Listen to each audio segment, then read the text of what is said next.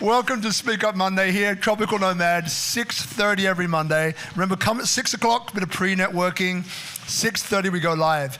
So tonight we have these beautiful men from BaliCoop here who are revolutionizing the food system here in Indonesia using a blockchain-based solution that we're going to get into in a minute. My name is Bonnick, the tourism architect. Now we're close to episode 300. We're about 285, right, Rafa? Thank you very much indeed. So make sure that if you want to be in a studio audience, right, it's free of charge. You just show up, and it's really great for networking as well, right? So you get to witness all of this stuff live, but then you get to ask questions when we switch the cameras off afterwards, where the real questions get asked, and then you get to connect with some really amazing people, and each one attracts, it's like your birthday party, right? It's like the right people always show up. You're worried, going like, whoa, is so-and-so going to come? Are they going to have a good time? But they always do have a good time. And it's always the right people that show up, right? So we'll get on today with today's interview. So, fellas, firstly, welcome to the show. Thank you. Thank you. Now, so we've got Kadek, we've got Raphael, and Jeroen. Close enough. I was practicing his name earlier on for the Dutch people amongst us know that I just did an awful job, but hey, we roll with it. So look, fellas, so probably the first question. So as you know, tourism architect is what I do, and I see a lot of different companies because what I do is that I curate business solutions for tourism boards and significant businesses in or moving to Bali. And there's 5 steps or 5 little questions that before I work with anybody, I make sure that they've got clearly in mind. So I'm going to ask you these 5 questions, and any one of you can answer each one, maybe take it in turns, that's okay as well. But the first question is, so if I ask you BaliCoop, what is it? What makes it unique? And why now is the perfect time? Who wants to take it? I'm looking at you, Jeroen. I've got a feeling you're going to answer. Okay. Question 1. Well, it's first of all, it's a fair trade platform, let's say. I just want to double check. Can everybody hear him? Can you hear me? No. All right, so can we turn up the volume, guys? Yeah. It's a fair trade platform, which is trading fruits and vegetables. And basically, our aim is to make these products, this healthy food, affordable for all the Indonesians and the people living on the island here in Bali and later in Indonesia. Wonderful. Okay, and then the second question is, why now? Why is now the perfect time to do this?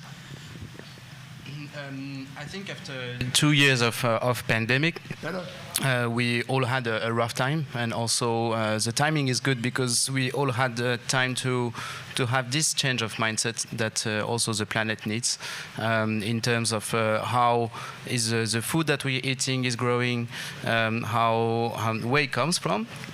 And also, what's the price? Why conventional food with a lot of pesticide and chemicals arrive in your plate cheaper than organic and well-grown food?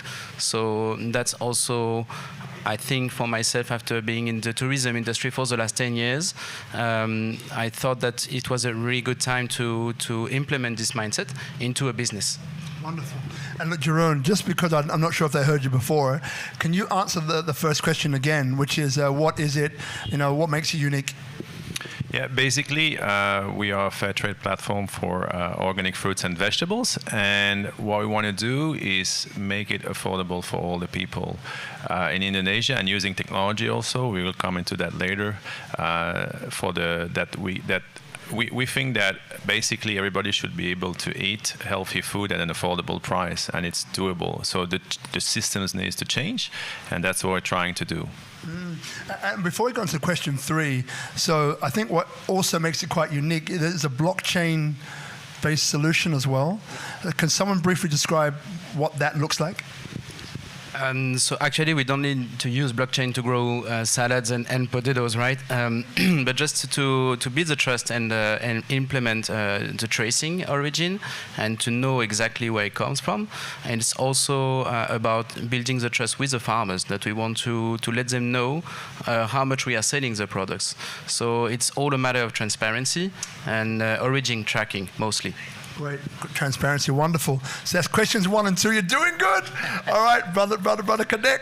Yeah. So maybe the hardest question to you. So mean, hardest question. So number 3 is why you? So why is this team assembled here, the greatest people on the planet right now, to do this, to facilitate this?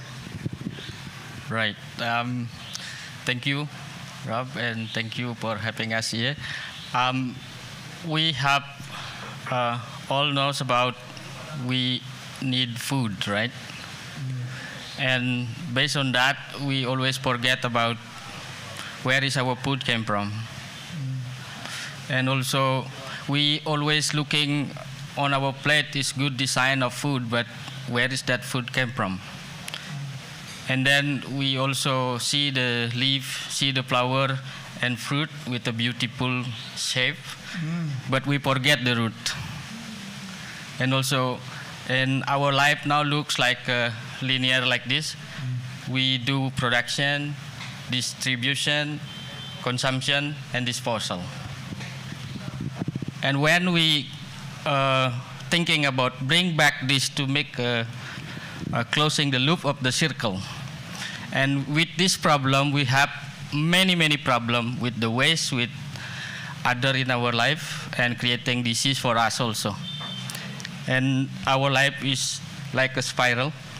That's based on our principle also in our life in Bali about Tri Hita Karana. How we care about environment. Do we think about that? We just cut and build a house and then forget about everything. And also in Bali, when we cut the tree, we always need to do permit and also do offering like that. So, and then we planting a new tree come back. So we save everything. So we care with the environment. And now, how we care with people. And with this pandemic, we realize that what we need is food for the first time. And everybody struggle when they doesn't have a job or lost their job because of this pandemic, and they back to their land to start to grow something, but they don't know how, and they forget about that. And then this is also for me on site or at the bottom roof to share what I know about how to providing solution with a natural way that our system forgotten. Because since 60 we know about the green revolution, that the company said want to feed the world, but actually they're poisoning the world. And then we now forget about all that who providing us about food. All the farmers doesn't know how to reach the market, and they play with the middlemen also, and they don't know to get the market like us here. And this is one solution that BaliCoop that I joined together because I'm happy has a bread for the farmer to the consumer like that. Thank you. Man. And look, I know that this is going to be a group answering of questions, which is great. So you've given us one important piece, and then we'll get on to you in a second, Rafa. But just so we don't lose anybody, we keep everybody together. So just the studio audience here. So when Kadek mentioned Tri Hita Karana, just raise the hands those who knew what he meant. So Tri Hita Karana, okay? So who doesn't know what he meant by Tri Hita Karana, please raise your hands. Awesome, great. So quickly, I'll do the best I can to describe it, because it's something which, I think is one of the best things that I've learned in my life, right? And I'm 52 years of age, last time I checked, right? I think it changes every day. No, 52. I'm 53 later on in October. I'm sure of that. Or am I? So Tri Hita Kadana is a Balinese tradition. So it's not Indonesian, it's Balinese, specifically from the Balinese people. And one of the ways that it can be described is that the way to well-being, prosperity, or happiness. And the way that it's represented quite often is in a triangle. And the way which I like to look at it, and this is why it's probably one of the most important things I've ever learned, is I look at it through the filter of business, right? In terms of if I'm about to take on a project or an initiative or a company, it has to go to these 3 checkpoints that I'm about to describe to you. And the way that I look at it is, the question is, so what is the impact of this business, initiative, or project on X? And the X is a triangle I'm about to go into now. So the first one, let's say at the top, is human to God. So what is the effect of the business, the initiative, or the project on human to God? Customs, culture, traditions. How does it affect that? Second one, sliding down over here, human to environment. So what is the business, project, initiative that I'm about to undertake or to advise? What is its impact on environment, sustainability, regenerative systems and structures? And the final one is over here. So this is human to human or prosperity. So what is the impact or the model that the business, initiative, or project has, which is creating a sustainable economic model? In other words, it's not donor-based. Don't get me wrong, I have nothing against donor-based models, but the challenge with donor-based models is that it's based upon donors, right? It can't be self-sufficient. There's no cyclical economy in there that can be predictable and can be scaled. So this triangle represents conscious business or represents social impact, which I think is phenomenal. So Tri Hita Kadana, that's the way which I would describe it, in a way that I believe that people can understand and get a contextual meaning of. So we were on the question of, why you? So number 1 was, what is it? And you described that very succinctly. Number 2 was, why now? And then number 3, which you in part answered, which I love. Thank you, my brother. Yeah. Kadek, of why you? Why is this team assembled here, the best people on the planet, to do this system, to create this business now? So, brother Raphael, over to you, brother, on your take on question number 3. Yeah, thank you for that. So I really believe that we have to take a model as in Mother Nature, that every plant is here for a reason and protecting each other.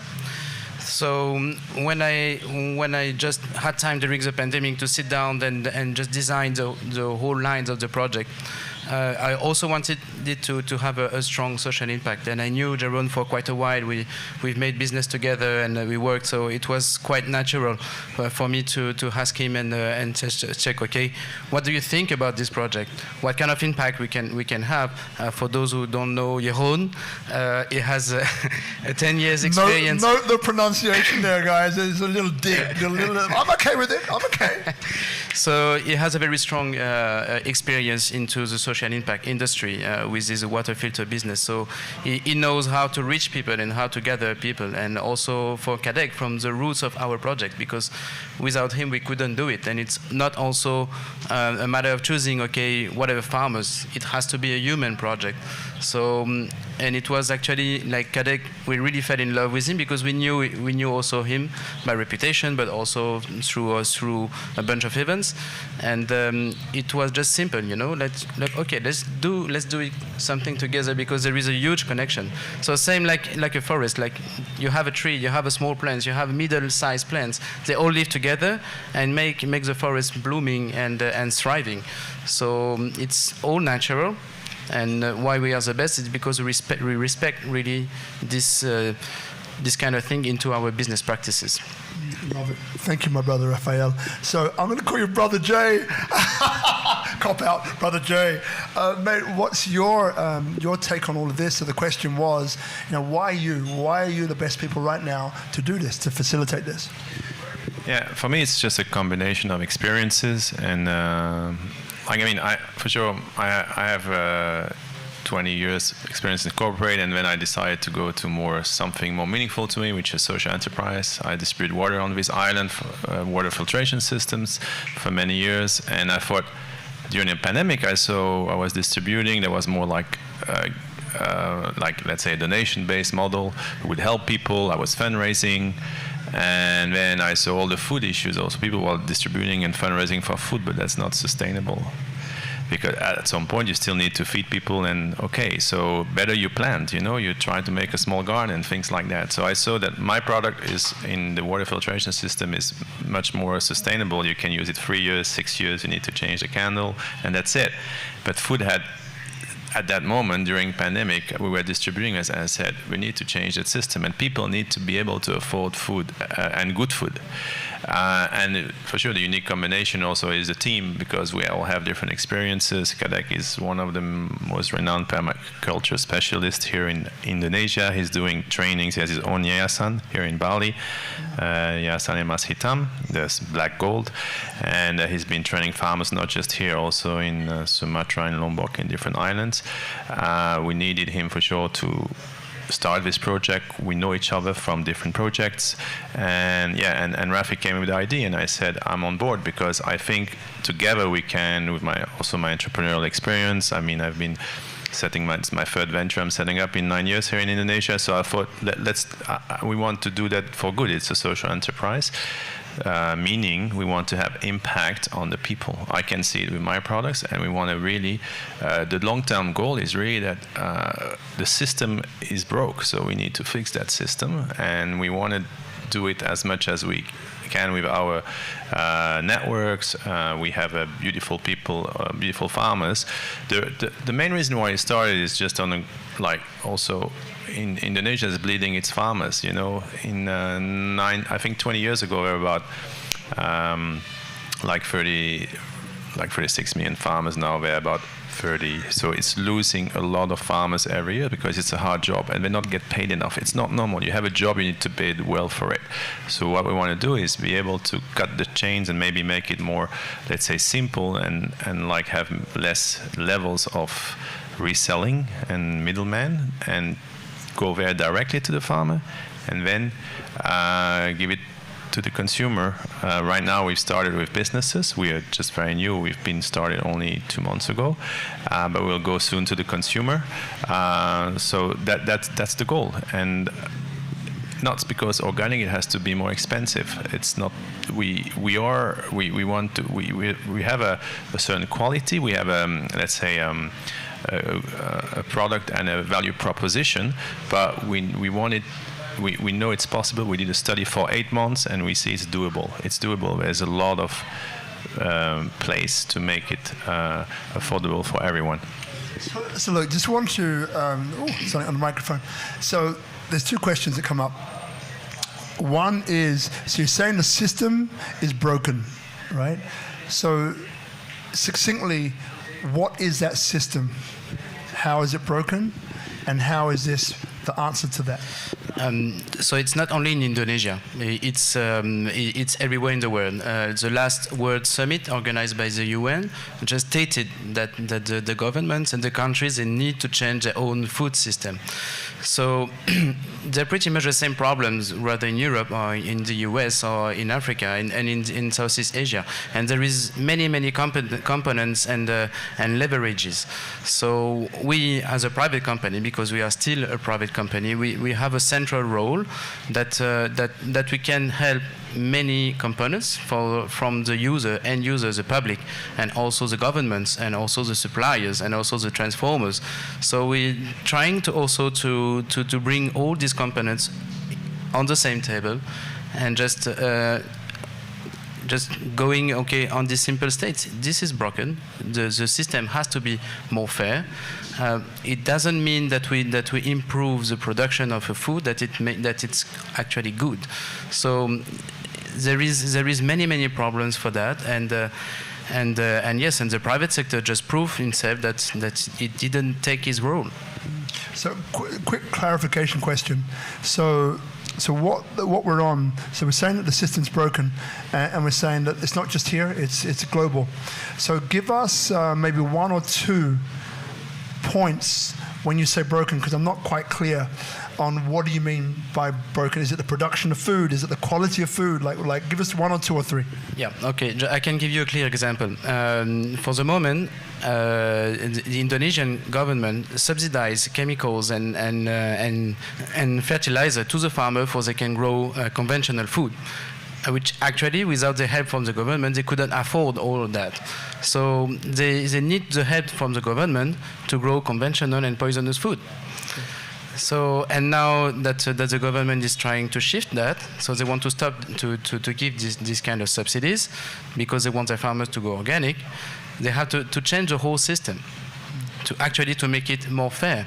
But the farmers, basically, like in 2020, an Indonesian farmer was earning about 50,000 rupiah, so pretty much $3.50 per day. How can they make a living? 100 years ago, farmers were the richest people on the planet. And as of today, in third world countries, even Indonesia is doing like much better than the rest of the third world countries.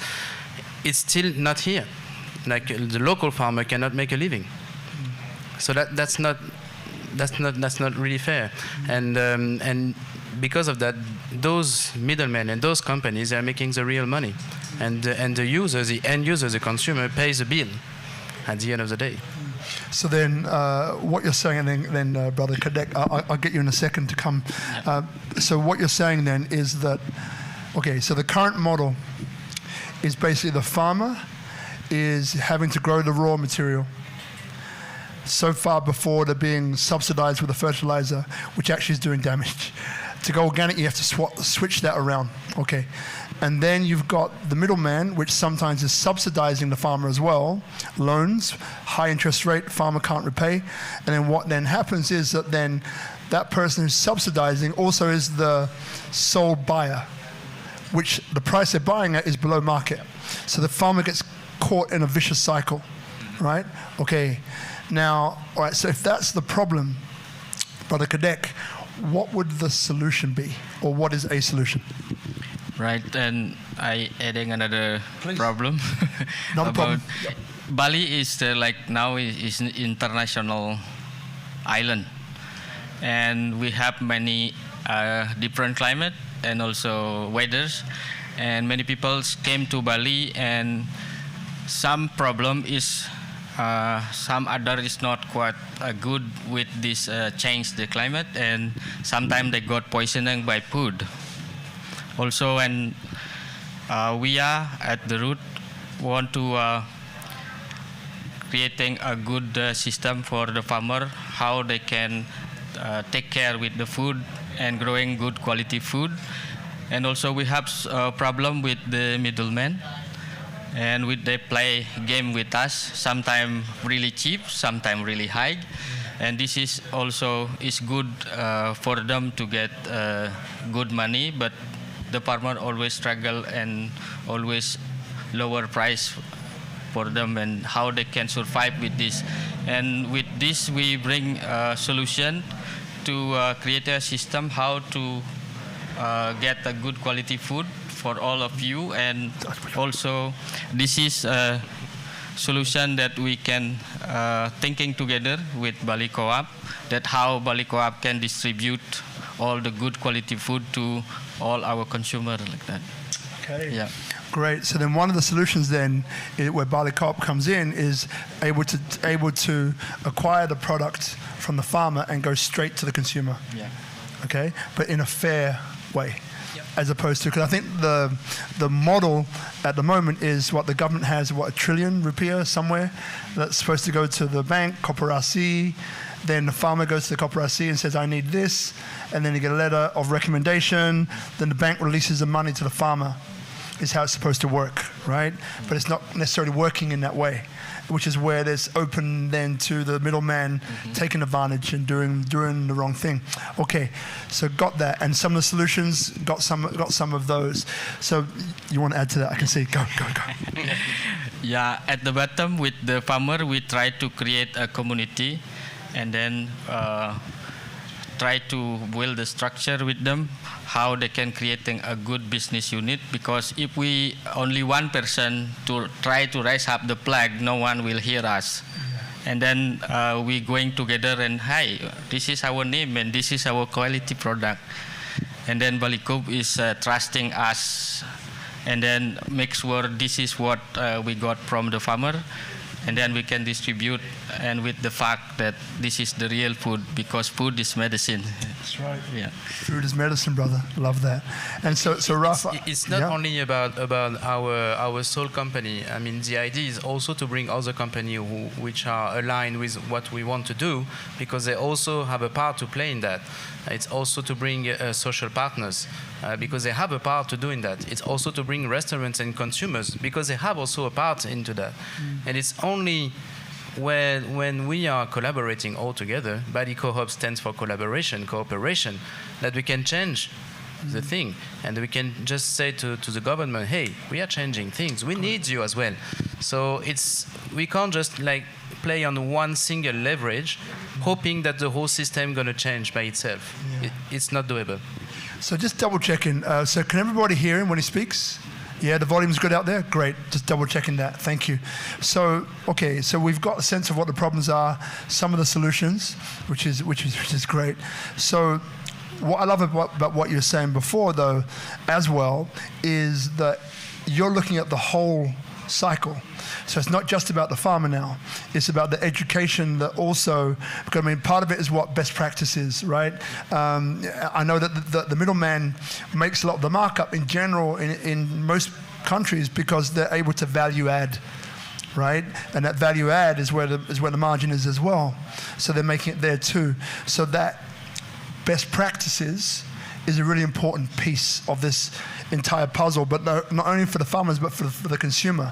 So then the question is, so are you focused, I know you've just started 2 months ago, so are you focused on domestic or international or both, or do you have an idea and a desire to connect them to international buyers as well? So for the time being, we are here in Bali, and we want to build a strong base. Yeah. But there are certain products for sure that we can export, and that we will export, like rice, maybe later transformed products like virgin coconut oil and all these kind of products, maybe some milks. This is a second step, a second phase. But yes, we're thinking about that. Not now. We're preparing that. But one thing we also want to do, talking about the added value, is we want to keep that added value as close as possible to the farmer.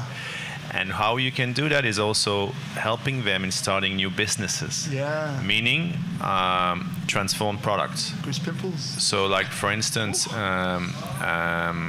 like tomato puree for pizza manufacturers. Also fruits like mango, you make ice cream with mango, and you just make puree for that, because that's ice cream manufacturers would love to buy that instead of peeling their own mangoes. So we prepare that for them. But the issue is you need a bit of capital. So we're also looking for investment right now, and once we are pitching, and once we have secured that, we can also buy some machinery for these people. We already have people we have identified in different parts of Bali who can start a small business. And the idea is just to also create entrepreneurship and push the system. So the thing is, it's on its way. It will come soon. And that's also why I joined the project, because I've seen how hard it was for these young Balinese when they lost a job in the hotel industry or in tourism. They all went back home and they started to get bored, play on the phone, smoke. And so in each village, I would say you have an entrepreneur. Each village you have a music player. You have always talented people. You just need to identify these people and then look, hey, come and join that project. What do you think? But again, you have to make it sustainable and viable. What is it? It's a business. We have to make money. That's right. And if people won't make money, because farming is looked at now in Indonesia as something dirty for the young people. We have studies on that. Dirty, it's a complicated job. They've seen their parents doing. They don't have an easy life. So it's to change the whole paradigm, and that means do it in a more, let's say, efficient way, and also with better products. So let's say organic products, but also transform products, and start a business. We help them with capital, and then they pay back over time. We are also their customers. And yeah, just to get the ball rolling. So this is the whole idea behind, let's say, our venture. You know, I'm very excited, right? That's why those people in the audience see me tapping my thing and like a bit fidgety. The reason why is because as a tourism architect, what I do is I pair, it's like matchmaking for businesses, right? So 2 businesses which I'm working with, clean out plug for these businesses, which I really don't care because they could be great fit for what you do. So the first one is Biomia. Right? So this is really the first marketplace like Alibaba for Indonesia, built by a friend. Now that company, again, it's a huge business, right? Launched not so long ago, but is already has a section there, raw materials, where again the middleman is gone. You go straight to the buyer overseas. Right, and you can literally upload your products for free, and now you got exposure to the foreign market, right? Which is what you can do, because I know that you represent these farmers as well. That's one. The other one on the education side is a lot of these farmers are in remote areas, right, where they're struggling for electricity and internet. Right, so one is Biomia, so Buyamia, so Buyamia, Biomia.com. Check it out, everybody here. You love it. The other one is a company called All Solar World, which I'm working with as well. And what they do is that they're patented technology approved by World Bank. But what they do is they convert solar power into electricity, where kerosene lamps are the way to go right now in a lot of these remote communities, which is obviously toxic and all the rest of that. But convert that into Wi-Fi. So now what you've got for the first time is that you're connecting remote communities to internet, education, payment gateway. And this is part of the way that you can get education systems of how to best practices and influence to farmers directly. So these two, and I'm happy to connect you to, obviously, that's why I'm bringing them up now, but these are two really, I think, opportunities that can actually help to support. The first time I met you, right, when you're working with NGO and Associates, right, and the first thing you said to me, which still, and I still quote it to people, some people here are like, yeah, he told me the same thing, that's where he got it from, was that you're either going to be duplicating, and you don't really want to do that, because if you're replicating something already out there, which is doing good, then you're wasting resources and time. Why are you doing it? You're better, if your values align, you're better to collaborate or partner with them. Now you're actually bringing it together to then create something better, stronger, along with Tri Hita Karana principles, of course, my brother Kadek, right? Now you've got things beginning to move. So look, a bit of a meander, but I know you want to add something in. Yeah, but that's the whole point of the whole spirit of the company. That's why we also chose that name, and it's collaboration. And yeah, you're right. I mean, I've been in business many years. If you can find someone doing something that is already existing, why do you need to reinvent the wheel? So you can always value add a bit, but in the end of the day, it's about that. And it's a whole ecosystem that we want to create. I know there's someone in the audience here who just nicely come and sit to us. We're going to meet him later in the week. And he has financing options for the farmers. So we can then maybe talk about this. So there's a lot of things is to make the ecosystem a little bit more smooth and easy. And to answer the underlying question, no, we're not going to be stuck in Bali. Let's see Bali as our gigantic lab, but we want to go, our plan is to go for Jakarta in 2 years of time, because Bali is still like about 4.5 million people. It's still like a really small market, but the big market is in Java. So we really want to create also local shops in Bali, but also to reach supermarket. And why not, if we have the investment, create our own supermarkets in Jakarta? So that's the best way that we can also trying to address the people and to bring them the solution is to when you address to the mass. You can't just be stuck in your niche market if you want to have a real impact. That's not working. I agree with that. And look, this show we go deep. So we're going to go in personal stories very soon for those of you watching saying, hey man, I want to know about them.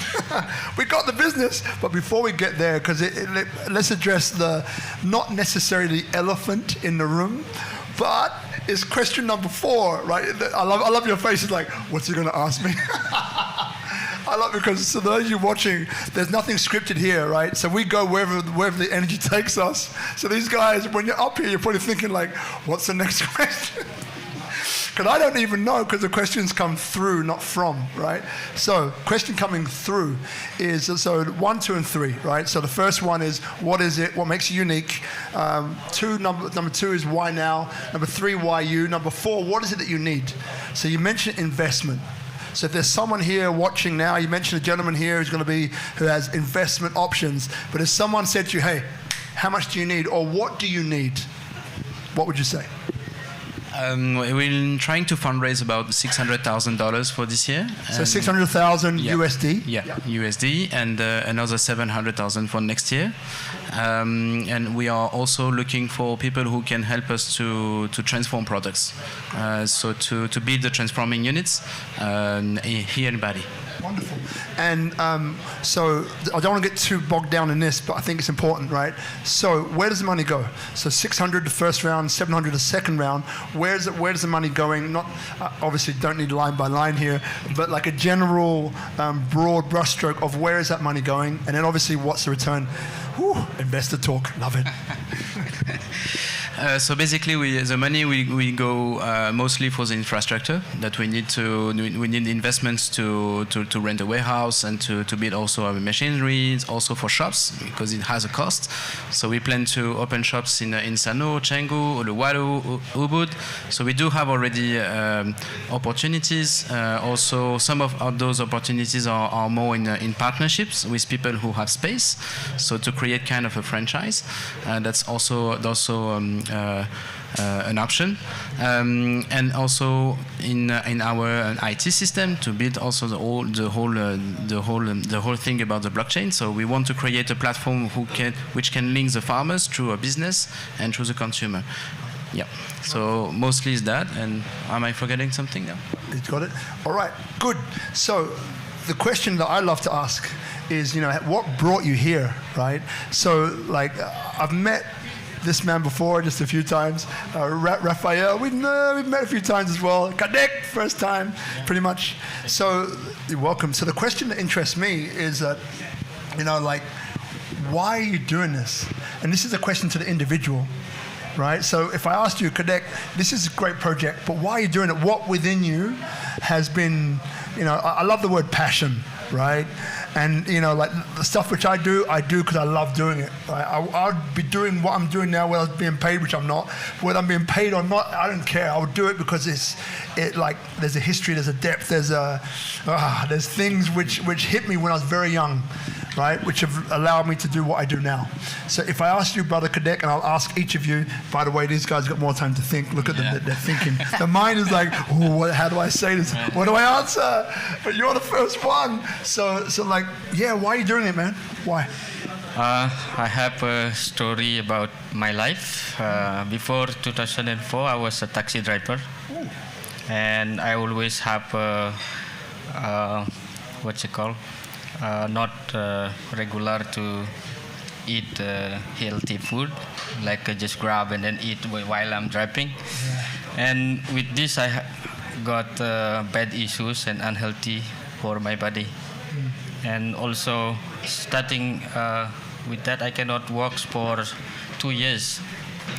And because I don't have money, what I do? Same like we got impact from COVID. And I was remember that my family has land and no one take care of it. And I just try to grow my own food there. But with my ego, I want to all should be cleaning, all should planting, but when I cleaning start in the corner until the corner there is the grass here is already full. Oh my God, what happened? And then so remember with the permaculture principle, and we do slow and small solution. and then start how big we can do it like that. And I start to make one bed. Okay, now we can put 1 or 2 tomato and 1 other chili and like that. And then while walking in the land, I feel my body better and get healthy back also without medicine.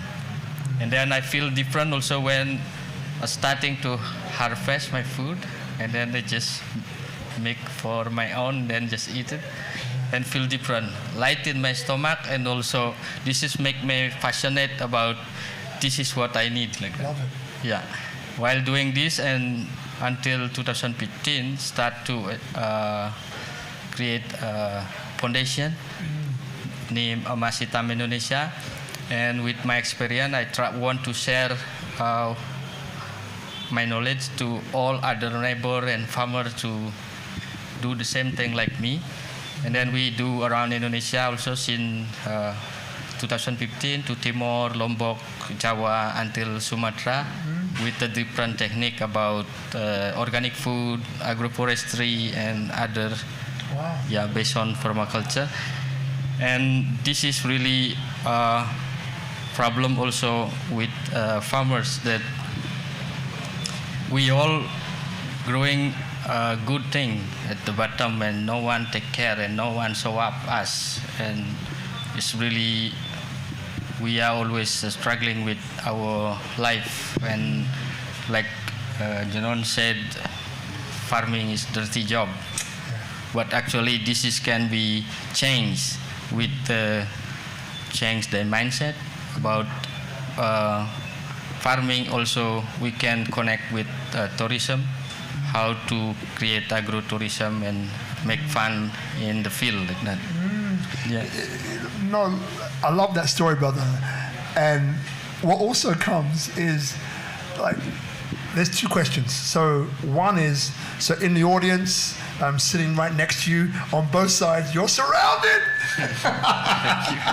Right? We're all foreigners here, right? Even though my wife is born here, Indonesia, my kids are Indonesian passport holders, Indonesian citizens as well as Australian, and soon British. Woohoo! Right? What can foreigners do to help? Like, we get some of the challenges. I get your story, but how can foreigners here, there are many of us here who feel this deeply, but how can we contribute?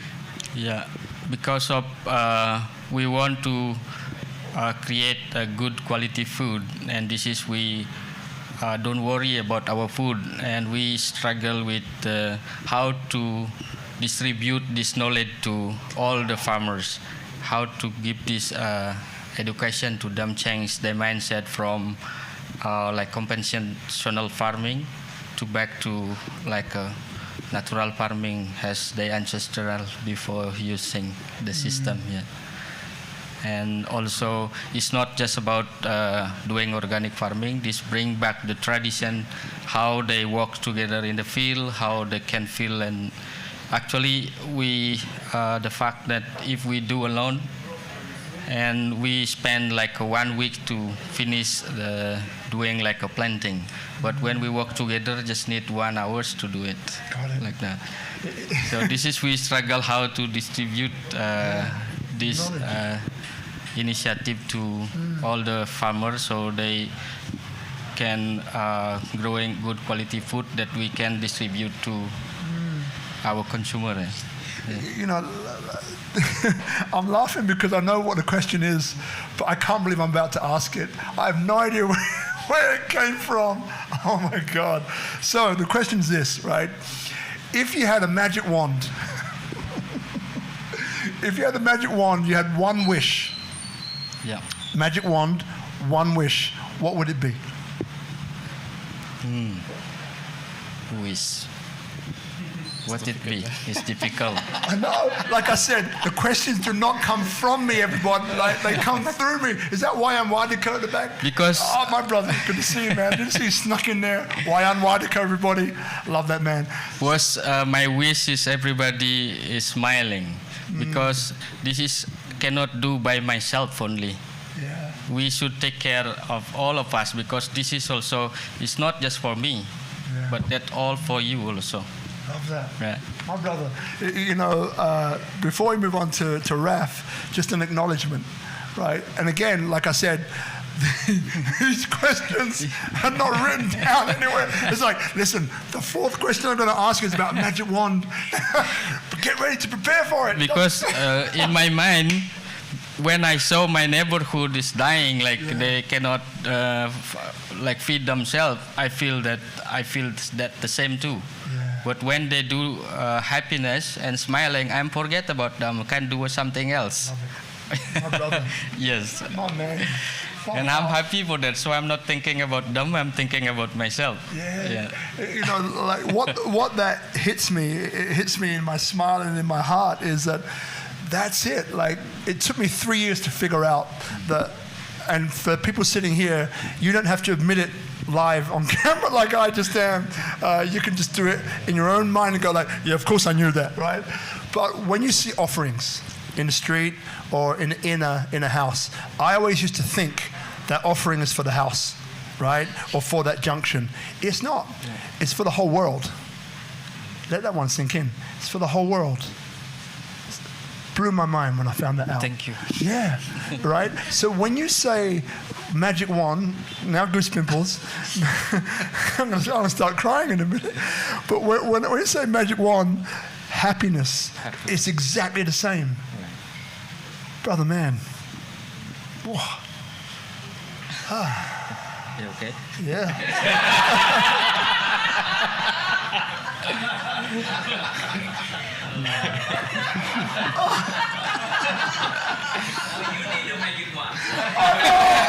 I know. Wageningen Suardika, help me, brother. Thank you for that gift. Yeah. Appreciate it, man. You're welcome. Woo. So, brother Raphael, I don't know where to start. Oh! That's the magic. I think I'm going to be paying for someone's phone now. Lift that one up. That's not on publish. Oh, Yeah? it's okay. So just the one on the right, and that should continue. Right. Now that phone that just dropped is for Instagram Live. It belongs to Guzman.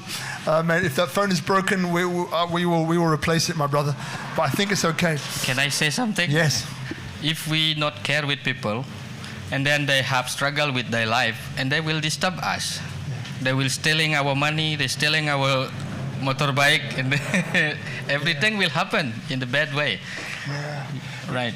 You know, that reminds me of, Takwamasi as well, the giver. Takwamasi. Yeah. The giver is receiver now becomes you giver. Balinese.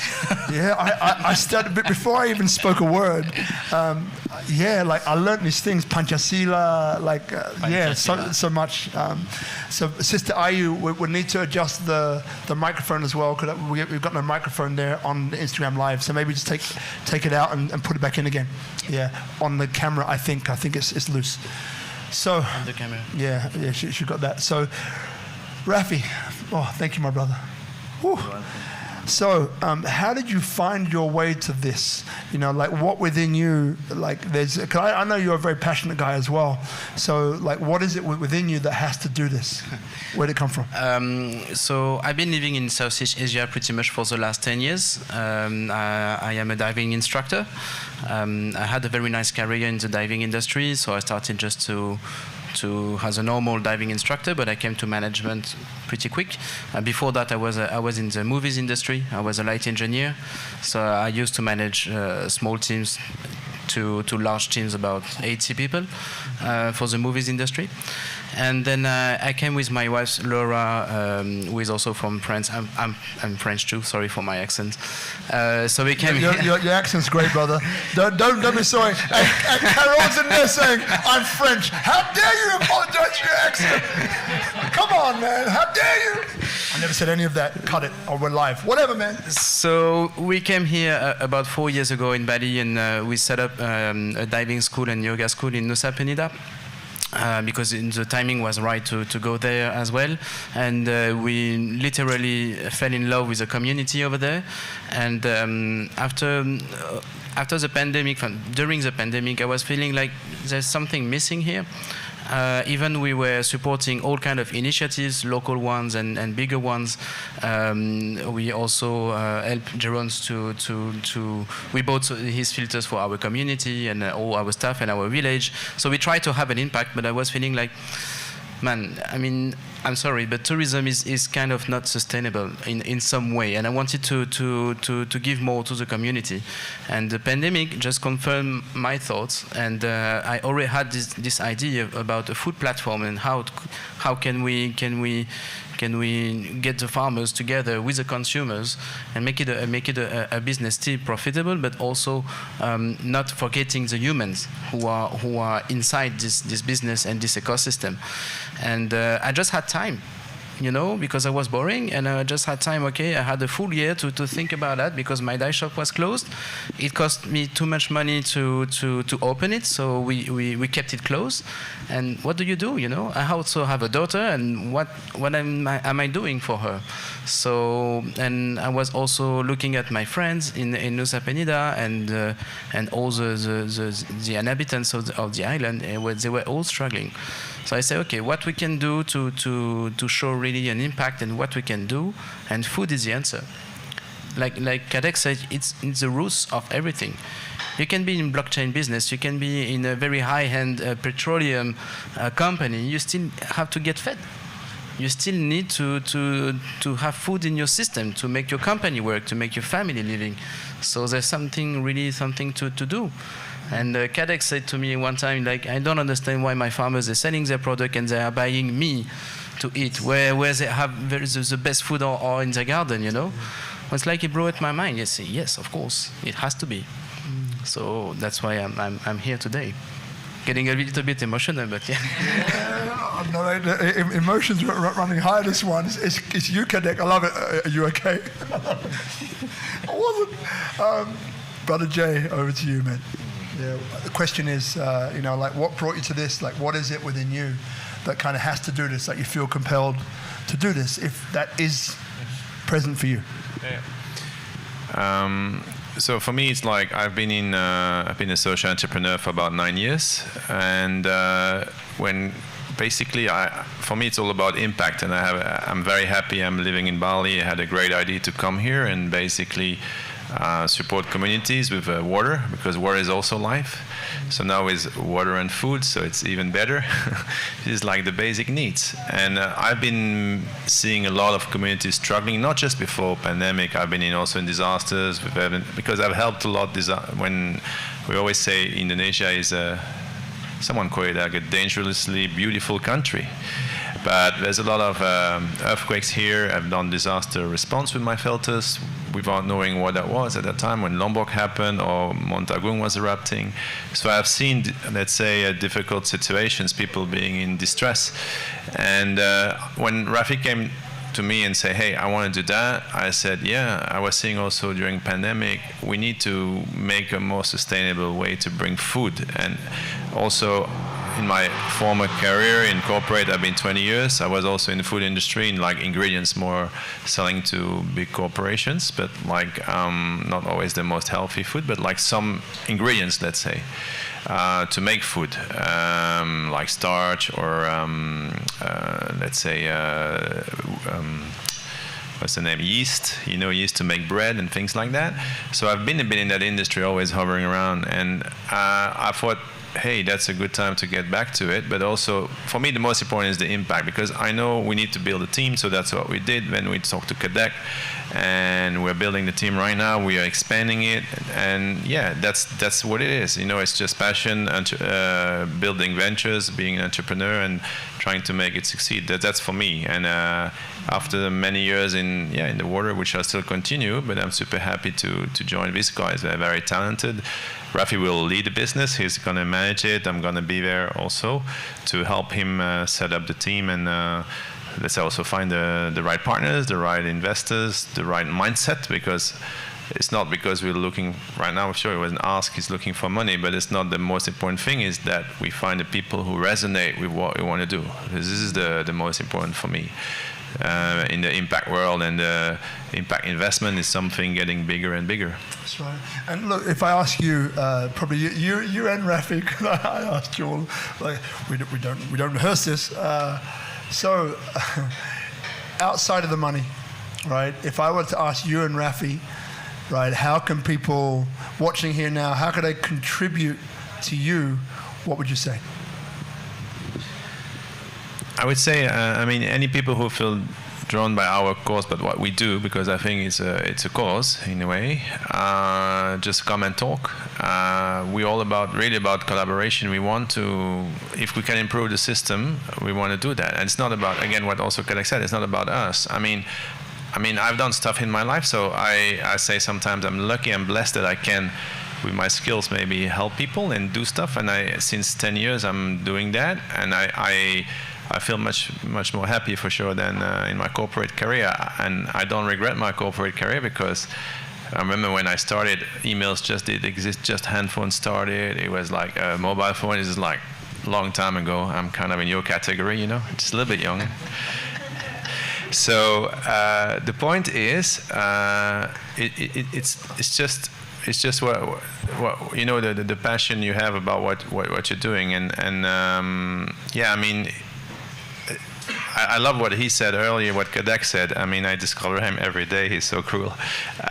Like about, you know, like if you make the people around you happy, it's not just because you want to have peace, but it's just make you feel good. It makes everybody's happy and smiling, and it's okay. So, okay, but like there's a lot of things to do still. We just started, and we see what operations are not always easy, but like, you know.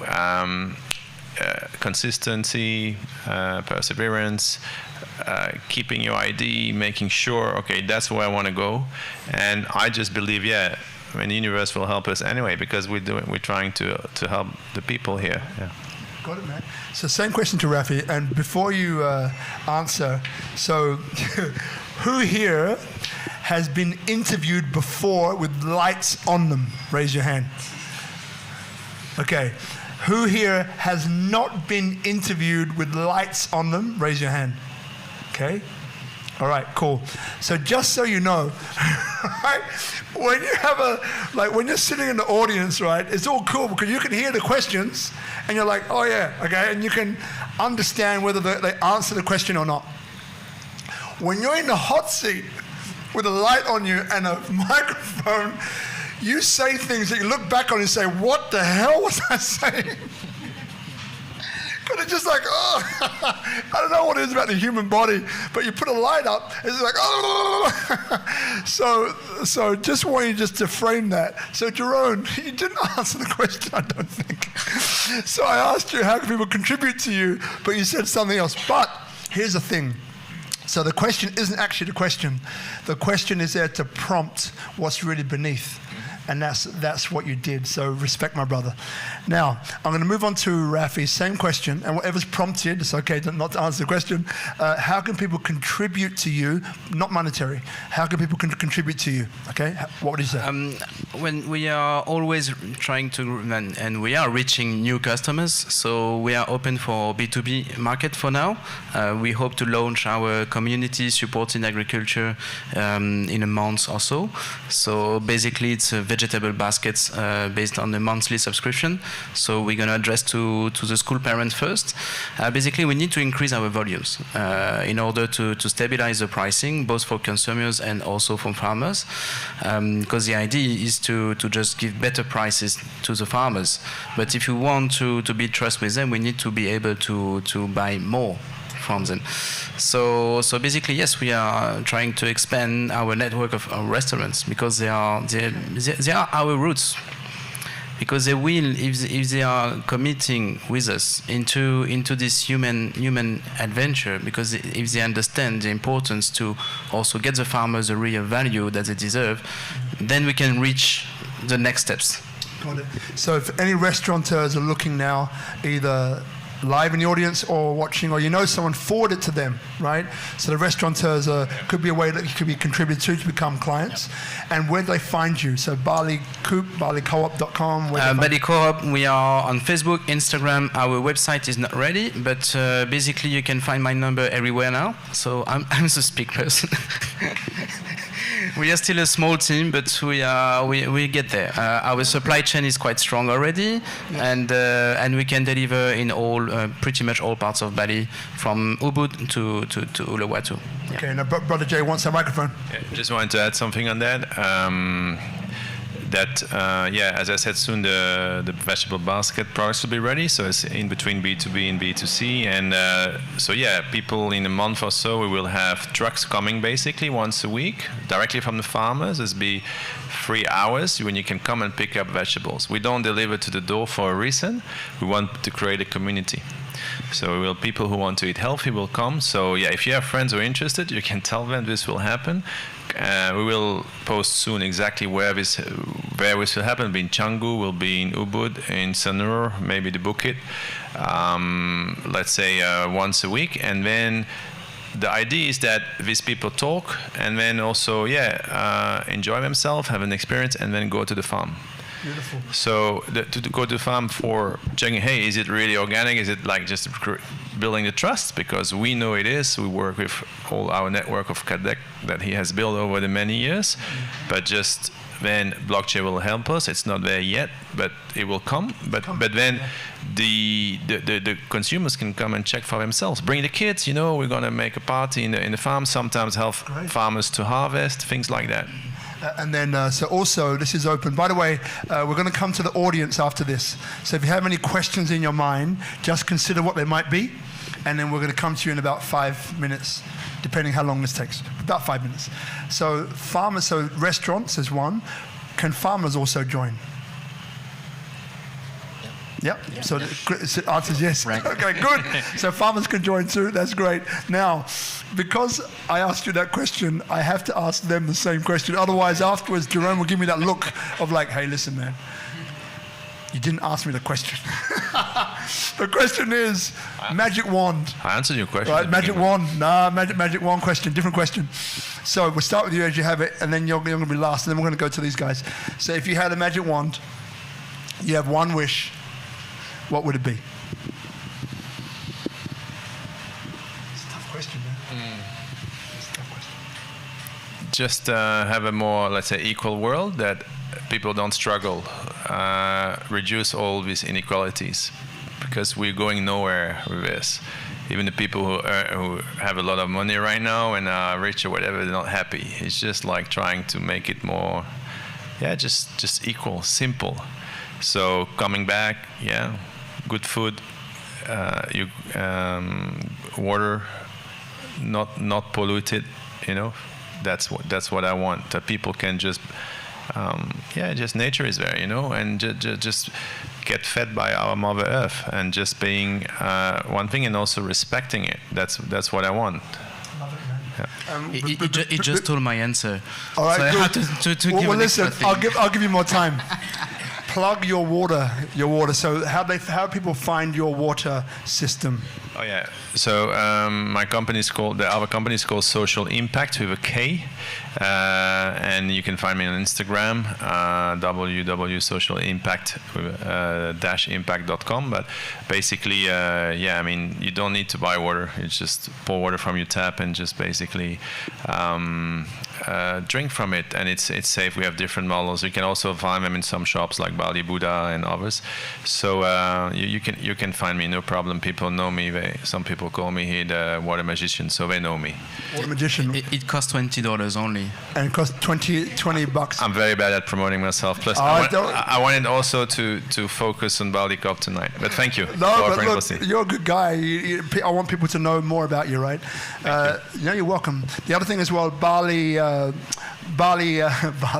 Mural Fest 20 22 started last Saturday. It's on again this Saturday, and you were there as well, which is at Tamora Gallery. So Mural Fest, Bali. It's amazing, right? So make sure you come down. Live music, NFTs. This is about social impact NFTs, by the way. If you don't know what they are, watch an episode about 3 episodes ago. We go into it deep. We won't go into it now, but that's a quick plug for that. Now we're going to go same question to you. Then we're going to go to the audience for questions. So the question is, if you had a magic wand, Brother Rafi, what wish, if it could be granted, what wish would you wish for? To not make sustainability cheap anymore, to just redirect all investment that we put in war machines and into this kind of stuff, which is destructible, into sustainability, and to get away from greed, really. Got it. Thank you. So look, what we're going to do, thank you for that. So Sister Ayu, if you can take the microphone from our brother Jay, and then we'll roll it around there, then into the audience. Audience, if you have a question, raise your hand. So while you're thinking, Natalie, there you go. I was about to do something else, but I don't need to now. Natalie will start us off, right? And look, on this one here, because we're going to do about 10 minutes or so of questions here, and then we'll, as I mentioned, we'll close off the live, and then we'll do another 10 minutes or so of private questions, or more private questions if you want. So when you ask a question, if you can direct it to a person, that would be great. Don't do to everybody on the panel, because then one question will be done. So just direct it to a person. We have Brother Kadek, we have Brother Raphael, and Brother Jay. Not even going to try that. You're in. I did it, I think. Good. Well, first of all, thank you so much for the inspiration. I love to listen to you guys. So I have a lot of questions as always, but this one is for Kadek.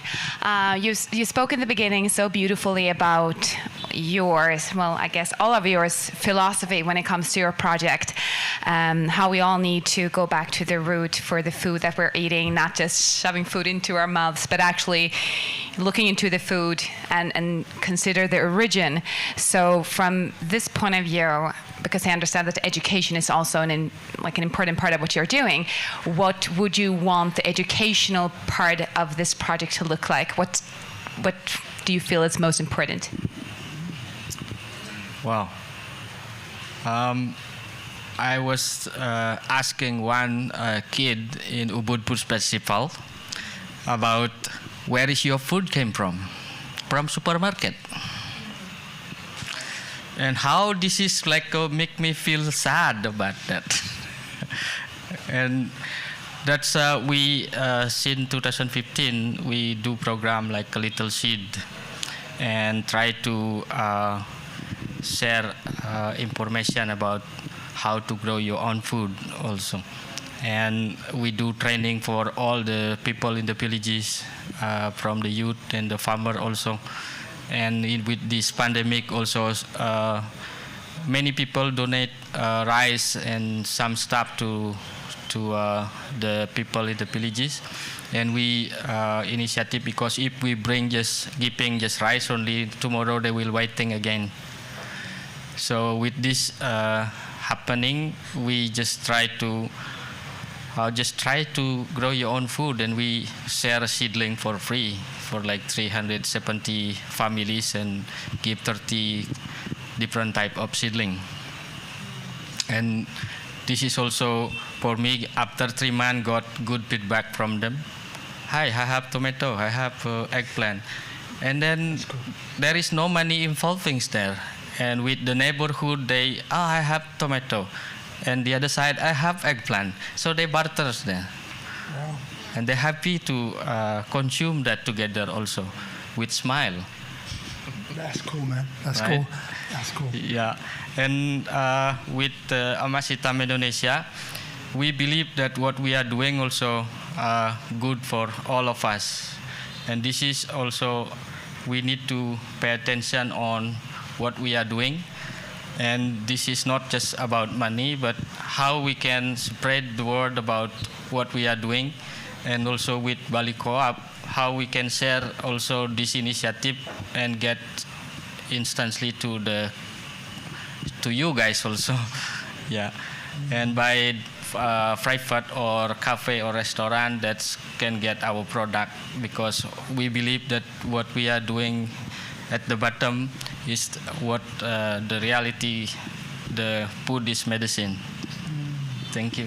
Thank you. Beautiful. So Natalie, what we'll do, one more question, and then you've got other. Yeah, so one more of your questions now. I know you had a few, and then what we do, if you have any more, then when we close off the camera, you can ask the other ones then. All right. So do you have one more question? Yeah. Well, if we're speaking about the food philosophy of this whole part, which I feel is so interesting, how would you see a shift here in Bali if people would implement that philosophy more? And I'm speaking about Balinese, foreigners, like all sorts of people who are here, if we're speaking about Bali only. From your perspective, what you were sharing, what kind of shifts would we be able to see?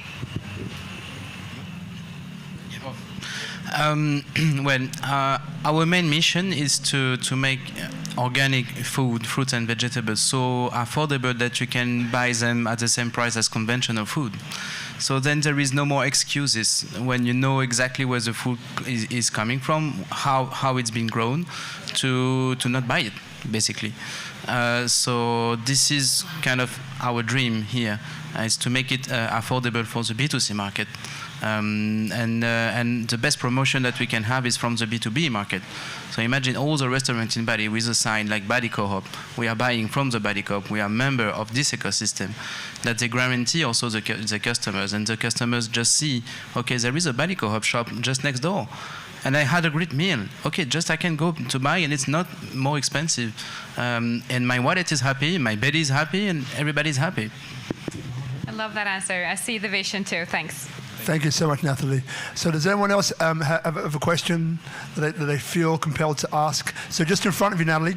Natalie, you want to whichever one first. Men first, this one. Okay, we got one over here. All right, we got a couple, and then we'll come to you, Carol. Yeah. So. I'm curious about the role of blockchain with the local community and the local people. How does that work? So that's an excellent question. Thank you for asking. So actually, we are discussing with a social impact partner, which I will name it. It's Wageningen. So they develop an app linking the farmers to businesses and cooperatives like us. They are already up and running. They're working with about 4,000 farmers in Africa, mostly for commodity products such as coffee beans. And they're also starting in Bali.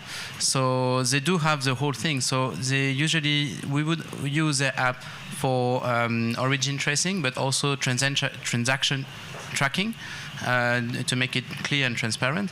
And it's also a use for data production.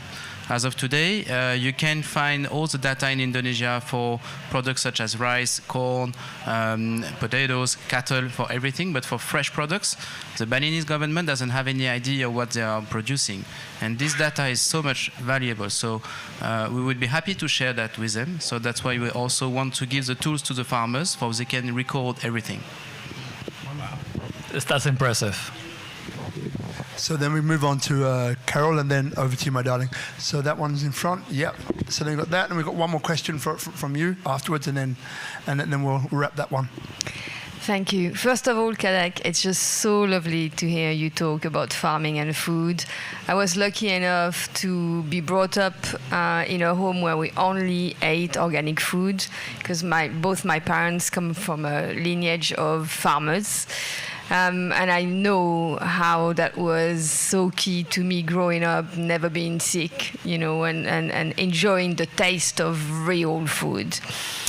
I don't know who best will be able to answer this question, but if there is something that saddens me enormously, is to see land going away and being replaced by buildings. And I think that, Bali is being destroyed hour after hour, seeing bricks and mortar replacing the mud and the green, erecting from that mud, bringing nourishment. So, what impact do you hope you're going to have when it comes to that, because obviously there is a financial gain to be had to lease your land. And how do you think you're ever going to change that dynamic that has started and is destroying this beautiful island? Okay, that's a huge question. Thank you, Carol, for asking it. So we don't rent land. We don't buy land at all.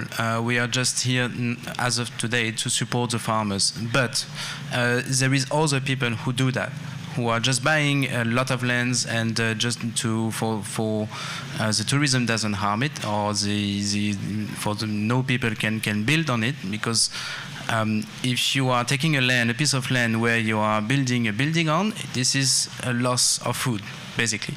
So we are looking also for those kind of people where they would buy the land, but we would also make something out of it.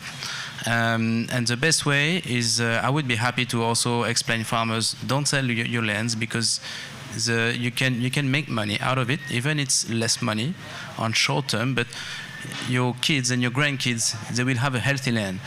It's very difficult as of today, after the pandemic, to make people understand that it's completely human. So we will do our best on short term, but we want also to partner up with other people, and we do have contacts for that, to also help them to just make something out of these lands. Thank you, darling. Thank you. I think Kadek was added. Yep. Sorry, I can adding. Thank you. Since 2015, we chop with. This is we need to save environment. We need to do organic farming, because this is really important for us to eat, and this is also for good, healthy our life, and also to change the mindset and back to the tradition, because Bali have a really huge system about the tree takarana, right? And this is about the last one, is the spiritual world. How our ancestral before to create this system with all the food that we have and have a surplus, and where we go, we don't know. With creating this offering, making ceremony, this all food is have a meaningful, and they can first get blessing and they sacrifice first, and then they bring back home and they can eat with for the healthy, for the family also. They have a chicken, they have fruit, like they have rice, and this is complete system. And we want to open mind about our farmer also. You don't need to sell the land. We promise with BaliCoop we have a hope also, because we will buy your product with a different way. It's not to dealing with the middleman, because we have a good price with you like that. And this is also we share with the other to make sure your product will have a good value with our company like that. Yeah. Just one more thing, when you take a look at the food system analysis, you cannot do anything without government policy. So it's also a matter from the government to just realize that we need to keep the land to produce food. It's not only to produce short-term, high-end hotels or restaurants. Great. So now, just before we go to the final question, I just want to save soil. Have many people here heard of the Save Soil movement? Yeah, a few. Great. So Save Soil movement backed by Sadhguru, who's riding around the world, basically drawing attention to the topsoil, and it goes deep. Here there's a wonderful lady called Maria de Souza, who's a friend who heads up Save Soil here in Bali. She lives in Sanur. We're going to get her on the show soon. If you're not talking already, you guys should definitely, that's number 3, right, that you need to be connected to, because I think together you can achieve more. The other thing I want to say about that is that there was a Safe Soil function with tourism, Bali, Indonesia as well, in Ubud some months ago. And I met a wonderful man. His name escapes me for now, but I can find it, who's a famous architect here in Indonesia. And he has many solutions which basically you can build on farmland but not destroy the farmland, and farmland is still usable. And it's to do with having stilts, and I've seen it actually. So that's another person that I think could be really interesting to talk to, because it's all about the same thing. How do we conserve the land and ensure the land remains fertile to which we can feed ourselves and the rest of the planet. So that's just two things that come up quickly. So last question for you, my dear Belinda. So over to you, and then we'll wrap after. Carol actually asked my question. Hold on a second, just checking we've got a microphone because I don't think we can hear you. So Carol actually asked the question which I wanted to ask, but I have maybe 3 questions which I'm lacking. Let's deal with one, only because I know we're running short of time now, and then the other 2 we can deal with afterwards. So choose the most important one now, and the other 2 we can do after. Okay. So the question is related to the organic farming. I don't know, in Indonesia, is there a regulation which sets like what is called organic or what not? And how do you also apply something like this? So yes, absolutely. All the rice that we are producing is already organic certified. Kadek will explain a little bit more. Actually, to get the organic certification in Indonesia is quite difficult. It's time and also costly. That's why there is many farm in Indonesia already doing organic, but they can't really promote it. So Kadek will give us some details on that.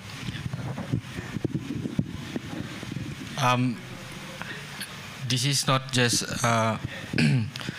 like now the government helping us to, but like from the back street, because they cannot cut the relationship with the company who distribute all the chemical and herbicide to the farmers, and that is creating lost job for many people. But they have solution to who really want to do organic. They will support providing all the material they need from the government. And also lucky for our program in other community farmer that we got organic certification, and that is really 3 months for processing to do this. They're testing the soil, testing the water, and testing our crop also. And this is also make farmer have a good passion to continue to do farming also. Go on, do it. I have one more question because I'm curious. What kind of farm structures are here? So which is the size of farms when you are talking about? And the farmers, is it their main occupation, just farming, or they do it next to their job? Another job which they earn money and that. Right. Before we struggle with different solution, like they mostly choose the tourism part to do their own job, but with the pandemic happen, they realize also what they need is food. Even they work for like a full day, the 60% of their income is for food. And now when they lost the job, they know the fact that I need food like that. And also this is kind of solution for them also to collaborate like us to provide a good quality food for all the visitor to this island and to Indonesia also. And okay. You want to continue? I'm just going to continue add on that.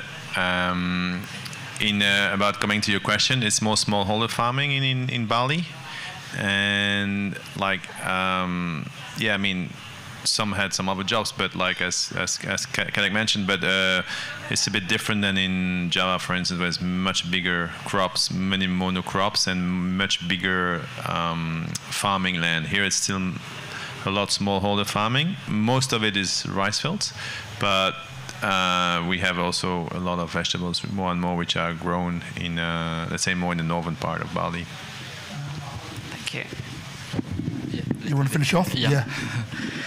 We not do just doing organic farming, but we start to build the community also to who really interesting to do organic farming, they change the way to be organic.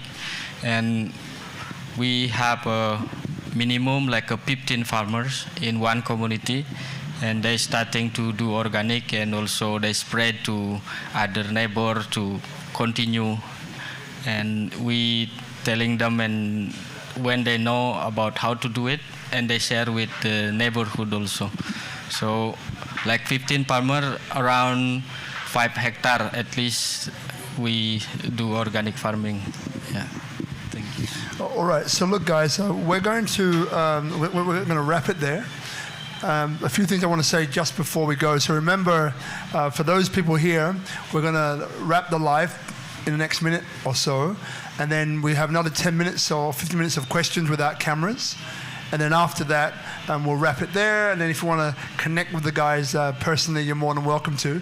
So on this topic of blockchain, so next week we have a bunch of blockchain, let's call them blockchain experts, right? Which new technology, it's there to be used.